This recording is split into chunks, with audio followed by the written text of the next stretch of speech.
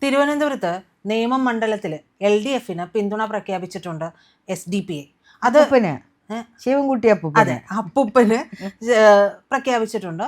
പക്ഷെ അപ്പൂപ്പൻ വളരെ സന്തോഷത്തോടുകൂടി പറയുകയും ചെയ്തു. പക്ഷെ മറന്നു പോയത് അഭിമന്യുവിനെയാണ്. അതൊരിക്കലും മറക്കില്ല. ഒരു അമ്മ മനസ്സും മറക്കില്ല, ഒരു സഹോദര മനസ്സും മറക്കില്ല, ഒരു അച്ഛൻ്റെ മനസ്സും അപ്പൂപ്പൻ്റെ അമ്മൂമ്മയുടെ മറക്കില്ല മോളെ.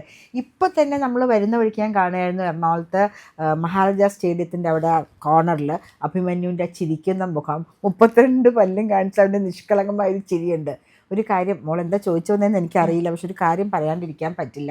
നമ്മൾ വരുന്ന ഹോർഡിങ്ങുകളിലൊക്കെ കാണാറുണ്ട് ST വിഭാഗത്തിൽപ്പെട്ട കുട്ടികൾക്ക് എല്ലാവർക്കും ഗവൺമെൻറ് പഠന ഉപകരണങ്ങൾ കൊടുക്കുന്നു, അവരെ ചേർത്ത് പിടിക്കുന്നു, 2 ലക്ഷം രൂപ അവർക്ക് എഡ്യൂക്കേഷൻ സ്കോളർഷിപ്പ് ഉണ്ട്, അവരുടെ മുറി ശരിയാക്കാൻ, കുട്ടികളുടെ മുറി ശരിയാക്കാൻ പ്രത്യേക തുകയുണ്ടെന്നൊക്കെ.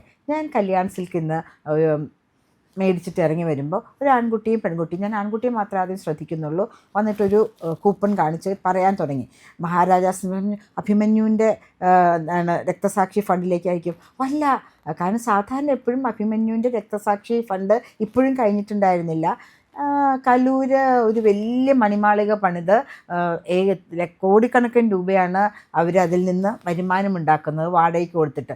അഭിമന്യുവിൻ്റെ കുടുംബത്തിന് 35 ലക്ഷം രൂപയ്ക്ക് ഒരു ചെറിയ വീടും ഒരു 10 സെൻറ്റ് സ്ഥലവും മേടിച്ചു കൊടുത്ത് ആ ബക്കറ്റ് പിരിവ് അങ്ങോട്ട് അവസാനിപ്പിച്ചു. പക്ഷെ ഇപ്പോഴും അവർ പിടിച്ചുകൊണ്ടിരിക്കുകയായിരുന്നു കുറച്ച് നാൾ മുമ്പ് വരെ. അപ്പോൾ അല്ല, ഇത് അഭിമന്യുവിൻ്റെ പിരിവല്ല, ST കുട്ടികളെ പഠിപ്പിക്കാൻ വേണ്ടിയിട്ടുള്ള ഇതാണ്. നമ്മൾ നിങ്ങളെന്തിനാ പിരിക്കുന്നത്? ഹോർഡിങ്ങുകളുടെ മുകളിൽ നിന്ന് മുഖ്യൻ പറയുന്നുണ്ടല്ലോ മുഴുവൻ കുട്ടികളെയും അദ്ദേഹമാണ് പഠിപ്പിക്കുന്നതെന്ന്.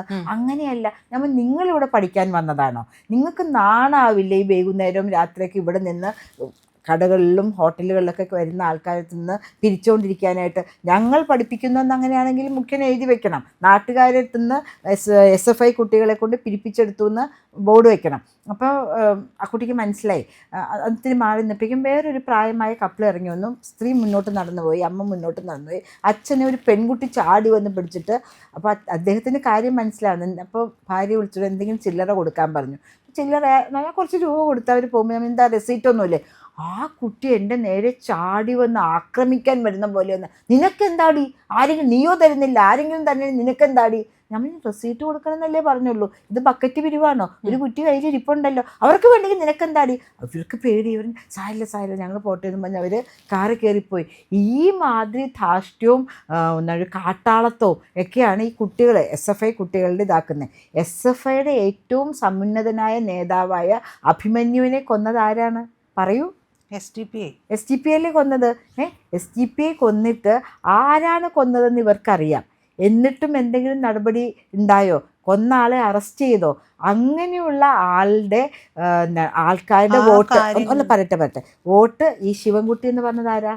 വിദ്യാഭ്യാസ മന്ത്രിയാണോ? പഠിച്ചുകൊണ്ടിരിക്കുന്ന ഒരു കുട്ടിയെയാണ് ഇവർ കൊന്നത്. അപ്പോൾ എന്തെങ്കിലും മനസ്സിൽ ഒരു സംസ്കാരമുണ്ടെങ്കിൽ, അഭിമന്യുവിൻ്റെ ആത്മാവിനോട് അല്പമെങ്കിലും സ്നേഹവും കരുണയും ആദരവും ഉണ്ടെങ്കിൽ, ഈ ശിവൻകുട്ടി അപ്പൂപ്പൻ എന്നാണ് കുട്ടികളെ കൊണ്ട് പറയിപ്പിക്കുന്നത്. ശ്രീ അഭിമന്യുവിൻ്റെയും അപ്പൂപ്പനായുള്ള പ്രായം അദ്ദേഹത്തിനുണ്ട്. അദ്ദേഹം ആ വോട്ട് എന്ത് പറയും? എനിക്ക് വേണ്ട എന്ന് പറയുമോ? മനസാക്ഷിയുള്ള ആരും, അപ്പൂപ്പനാവണ്ട, അമ്മുമ്മയാവണ്ട, പക്ഷെ മനസാക്ഷിയുള്ള ആരും പറയും ഒരു യുവാവിനെ, നാളത്തെ പ്രതീക്ഷയാവേണ്ട യുവാവിനെ കൊന്ന ആൾക്കാരുടെ വോട്ട് എനിക്ക് വേണ്ട എന്ന് തന്നെ പറയും. പക്ഷെ അത് ഇദ്ദേഹം ശിവൻകുട്ടി പറഞ്ഞിട്ടില്ല. അപ്പോൾ ആക്രമിയായാലും എന്ത് തോന്നിവാസം കാണിക്കുന്ന ആൾക്കാരാണെങ്കിലും ഇലക്ഷൻ്റെ സമയത്ത്, പ്രജിത ഞാൻ പലപ്പോഴും TV ഓൺ ചെയ്യുമ്പോൾ കാണാറുണ്ട്, ഇലക്ഷൻ്റെ സമയത്ത് നമുക്ക് ആരുടെയും വോട്ട് വേണ്ട എന്ന് പറയാൻ പറ്റില്ല. എന്താണ് പ്രജിത ഇത്? ആ സമയത്താണല്ലോ പറയേണ്ടത്. ഇതിപ്പോ എന്തിനാണ് BJPയെ തറപറ്റിക്കാനാണ്, അത് തോൽപ്പിക്കാൻ വേണ്ടിയിട്ടാണ് ഈ ഒരു പിന്തുണ വാങ്ങുന്നത്. ഇത് ഇപ്പോൾ മാത്രമല്ല, 2021 ഇവർ ഈ പിന്തുണ പ്രഖ്യാപിച്ചിരുന്നു എന്നുള്ളതാണ്. SDP പ്രഖ്യാപിച്ചപ്പോൾ ഒരു വശത്ത് ജമാഅത്ത് ഉൾപ്പെടെയുള്ള ഒരുവിധപ്പെട്ട എല്ലാ സംഘടനകളുടെയും പിന്തുണ വാങ്ങിക്കൊണ്ട് VD സതീശൻ മുന്നോട്ട് പോവുകയാണ്. അപ്പോൾ ഇപ്പുറത്തെ LDFിലോട്ട് പോകുന്നൊന്നും ഞാൻ സമ്മതിക്കില്ല. ഇന്ന് രാവിലെ ഞാൻ അങ്ങയുടെ പറവൂരുള്ള നമ്മളുടെ സ്ഥാനാർത്ഥിയുടെ വത്സല പ്രസന്നകുമാറിൻ്റെ വാഹന പര്യടനം ഞാനാണ് ഉദ്ഘാടനം കഴിഞ്ഞത്. അവിടെ നിന്നാണ് ഇങ്ങോട്ട് വരുന്നത്. ഞാനിങ്ങോട്ട് വരുമ്പോൾ VD സതീശൻ്റെ പ്രകടനം വരുന്നുണ്ട്.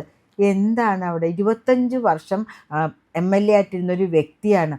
ഒരു തരത്തിലുള്ള മാറ്റവും ആ പറവൂരിനുണ്ടായിട്ടില്ല. ഞാൻ പറവൂർ ജനിച്ച് വളർന്ന ആളാണ്. പിന്നെയാണ് എറണാകുളത്തേക്ക് വന്നത്. അപ്പോൾ വി ഡി സതീശനെ കുറിച്ച് പറഞ്ഞതുകൊണ്ട് ഞാനത് ഇടയിൽ കയറി പറഞ്ഞു എന്നേ ഉള്ളൂ. എങ്ങനെയെങ്കിലും 5 വോട്ട് മേടിക്കുക. SDPI ആയിക്കോട്ടെ, ആരായിക്കോട്ടെ, ഇതൊന്നും പ്രശ്നമില്ല. ഇലക്ഷൻ്റെ സമയത്ത് ഞങ്ങൾ എല്ലാ സംഘടനകളുടെയും ഞങ്ങളുടെ വാതിലുകൾ തുറന്നിട്ട് സ്വീകരിക്കുമെന്നാണ് 2 പാർട്ടിക്കാരും. അത് അപ്പൂപ്പൻ്റെ പാർട്ടി ആയിക്കോട്ടെ, അനന്തരവനായ വി ഡി സതീശൻ്റെ പാർട്ടി ആയിക്കോട്ടെ, ഒരുപോലെയാണ് പറയുന്നത്. 2 പാർട്ടിക്കും നമ്മളിപ്പോൾ ഒരു വ്യത്യാസവും ഇല്ല. പോരട്ടെ, അങ്ങനെ പോരട്ടെ, നോട്ടുകൾ അങ്ങനെ പോരട്ടെ, വോട്ടുകൾ അങ്ങനെ പോരട്ടെ എന്നും പറഞ്ഞ് ഏത് നിലയിലേക്കും തല കുനിച്ച് നിൽക്കുന്ന അവസ്ഥയിലാണ് നിൽക്കുന്നത്. ഇപ്പോൾ പ്രജിത പറഞ്ഞു, ബി ജെ പി മാത്രമേ ഉള്ളൂ നമ്മളെ സംരക്ഷിക്കാനെന്ന് ആൾക്കാർക്ക് വ്യക്തമായി മനസ്സിലായിക്കൊണ്ടിരിക്കുകയാണ്. പറഞ്ഞ വാക്കിന് വിലയും ആ പറഞ്ഞ വാക്കുകൾ പ്രവർത്തിക്കാൻ വേണ്ടി ഏത് അറ്റം വരെ പോയി പ്രവർത്തിക്കുന്ന ഒരു മനസ്സാണ് BJP പ്രവർത്തകർക്കുള്ളത്. നമ്മൾ തന്നെ ഈ കേരളത്തിൽ പറയുന്നത് ഇവർ കാണിച്ചു കൂട്ടുന്ന കാര്യമാണ്. BJP ഇന്ന് ഭാരതീയ ജനതാ പാർട്ടിയാണ്, ഭാരതീയ ഹിന്ദു പാർട്ടിയല്ല. ഭാരതീയ ഹിന്ദു പാർട്ടിയാണെങ്കിൽ ഞാൻ BJPയുടെ പ്രവർത്തകയായിട്ട് ഒരിക്കലും വരില്ലായിരുന്നു. അതെൻ്റെ വിശ്വാസമാണ്. പലരും ചോദിക്കാറുണ്ട്, SCS മേനോൻ സാറിൻ്റെ മോൾക്ക് എങ്ങനെയാണ് BJPയിൽ പ്രവർത്തിക്കാൻ പറ്റുക? ഞാൻ പറയും, SCS മേനോൻ ഉണ്ടായിരുന്നെങ്കിൽ അദ്ദേഹം ഇപ്പോൾ ആദ്യത്തെ BJP മുന്നണി പ്രവർത്തകനായേനെ. കാരണം അദ്ദേഹം ഇൻഡിപെൻഡൻ്റ് ആയിരുന്നു, സ്വതന്ത്ര തൊഴിലാളി യൂണിയൻ നേതാവായിരുന്നു. അതുകൊണ്ട് തന്നെയാണ് ഞാൻ BJPയിൽ മെമ്പർഷിപ്പ് എടുത്തത്. ഭാരതീയ ജനതാ പാർട്ടി നമ്മളുടെ പാസ്പോർട്ടോ നമ്മളുടെ ആധാർ കാർഡോ വോട്ടേഴ്സ് ഐ ഡിയുള്ള ആരെയും സ്വാഗതം ചെയ്യുന്നു. മുസ്ലിം ലീഗ് സെക്യുലർ പാർട്ടിയാണെന്ന് പറയുന്നു. SDPI ആണ് ഇവിടെ എല്ലാ കാര്യങ്ങളും നോക്കാൻ പോകുന്നതെന്ന് പറയുന്നു.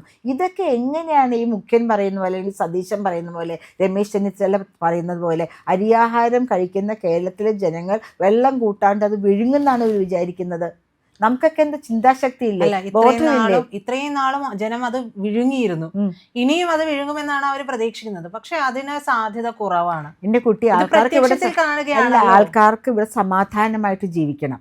ആൾക്കാർക്ക് മതമാണെന്നുള്ള അലർച്ചകൾ കേട്ട് പേടിക്കുന്ന ഒരു ഭാരതീയ മുസ്ലിം വിഭാഗം ഇവിടെയുണ്ട്, ഭാരതീയ ക്രിസ്ത്യൻ വിഭാഗമുണ്ട്, ഭാരതീയ പാഴ്സി വിഭാഗം, ജൈന വിഭാഗം, അല്ലെങ്കിൽ വളരെ ന്യൂനപക്ഷം എന്ന് പറഞ്ഞാൽ ബുദ്ധ വിഭാഗങ്ങളൊക്കെ ഇവിടെയുണ്ട്. ഹിന്ദുക്കൾക്ക് നേരെയല്ലേ അലർച്ച?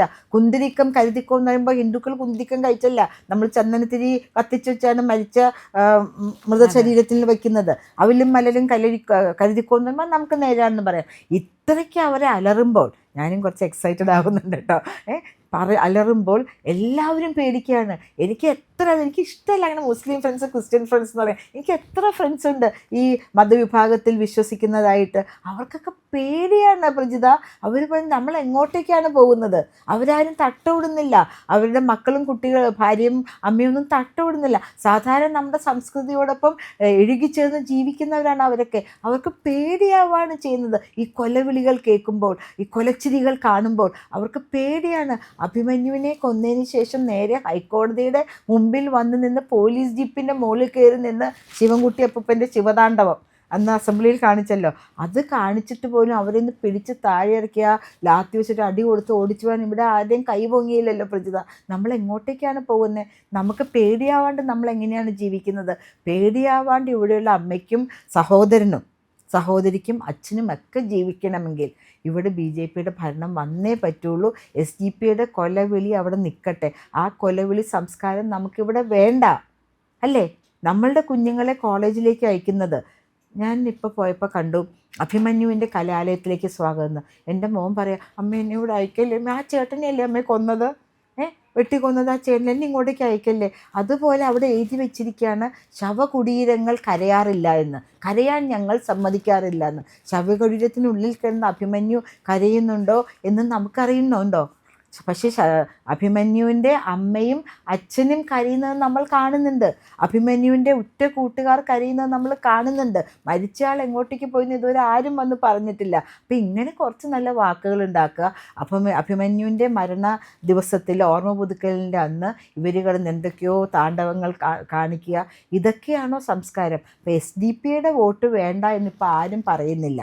ആരും എന്ന് പറഞ്ഞാൽ UDFും LDFും പറയുന്നില്ല.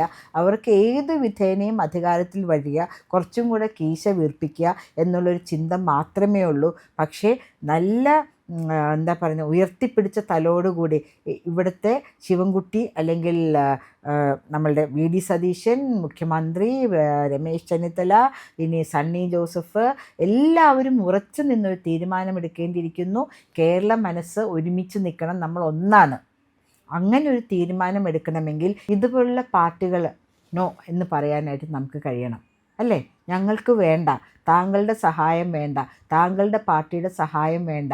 ഇവിടെ കേരളീയർ ഒന്നാന്ന് കരുതുന്ന ആളുകളുടെ വോട്ട് കൊണ്ട് മാത്രം ഞങ്ങൾക്ക് മതിയെന്ന് പറഞ്ഞാൽ മാത്രമേ നമ്മൾ ആഗ്രഹിക്കുന്നത് പോലെ ശാന്തമായും സുഖമായും സമാധാനത്തോടും സാഹോദര്യത്തോടും സഹവർത്തിത്വത്തോടും കൂടെ കേരളത്തിൽ നമുക്ക് ജീവിക്കാൻ പറ്റുള്ളൂ.